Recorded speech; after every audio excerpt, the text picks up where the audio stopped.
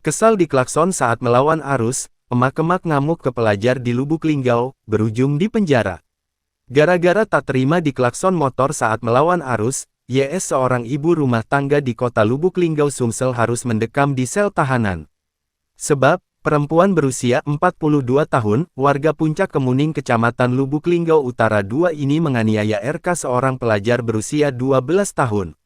Dalam peristiwa ini korban RK warga Jalan Makmur nomor 22 RT 07 Kelurahan Tabapingin Kecamatan Lubuk Linggau Selatan 2 ini dijambak dan diseret pelaku hingga 3 meter. Sementara pelaku YS sudah diamankan di Polres Lubuk Linggau pada hari Rabu tanggal 16 Oktober tahun 2024 sekira pukul 17 WIB. Kapolres Lubuk Linggau AKBP Bobi Kusumawardana melalui Kasat Reskrim AKP Hendrawan menyampaikan peristiwa penganiayaan itu terjadi pada hari Rabu tanggal 16